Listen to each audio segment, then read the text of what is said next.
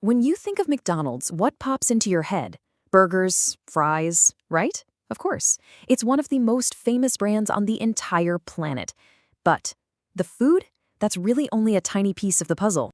So what if I told you that McDonald's isn't really in the fast food business? Seriously, what if those burgers and fries are just a front for something much, much bigger and way smarter? What if I told you McDonald's is actually one of the most powerful real estate companies in the world? Yeah, you heard that right.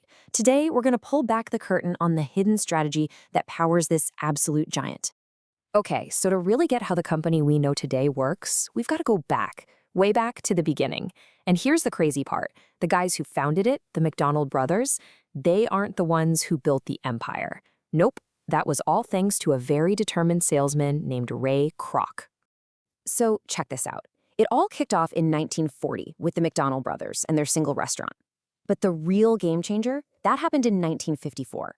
This guy, Ray Kroc, a milkshake machine salesman, stumbles upon their super efficient system and his mind is just blown. He sees the massive potential. So by 1955, he opens the very first franchise. And just a few years later, by 1961, he buys the brothers out completely. He gets total control. And that single move, that's what set the stage for McDonald's to literally take over the world. And this is where the story gets really, really interesting. See, Kroc's vision went way beyond just slinging burgers. He figured out that the secret ingredient wasn't in the Big Mac sauce. It was in the land underneath the restaurants. To really wrap your head around this, you have to look at how the stores are actually owned. Get this, a whopping 95% of all McDonald's locations are owned by franchisees. 95%. The main corporation only runs about 5% of the stores themselves. And that one fact, right there, is the absolute key to their entire business model. So that kind of makes you wonder, right? If they aren't even running the day-to-day for 95% of their own restaurants, where is all that money coming from? I mean, we're talking billions of dollars here. Well, it comes down to three main ways they make money. First, if you want to open a franchise, you've got to pay a pretty hefty initial fee. Then, you're paying them ongoing royalties, which is just a percentage of your sales. But the third stream is the real game changer. And that, my friends, is rent. This whole thing is what people call the landlord model. Basically, the McDonald's Corporation acts like this massive global real estate company. It finds and buys the best property in high-traffic spots, and then it leases that land and the building on it to the franchisee. So, in the simplest terms, McDonald's is the franchisee's landlord. The playbook here is just beautiful in its simplicity. Step 1, McDonald's corporate buys a prime piece of real estate. Step 2, it turns around and leases that exact property to someone who wants to run a franchise.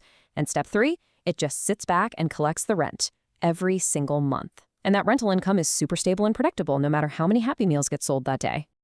All right, let's talk numbers, because when you see the math behind this strategy, you'll understand why it's considered pure financial genius. Okay, think about the difference between a store the company owns versus a franchise. If McDonald's owns the store, sure, the revenue is high, but so are the expenses. You've got staff salaries, all the food costs, electricity, water, you name it. But now look at the franchise model. The direct revenue the corporation gets from sales is lower, yeah, but the profit margins are through the roof. I mean, insanely high. And why are those margins so good? It's simple, really. The franchisee is the one paying for almost everything. They cover the staff, the food, the utilities, the daily grind, all of it.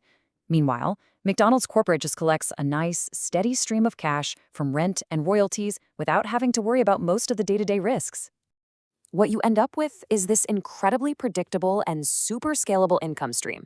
Burger sales can go up, they can go down, but guess what? The rent is always due.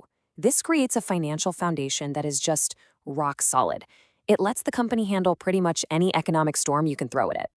So, when you put all these pieces together, you start to see the big picture.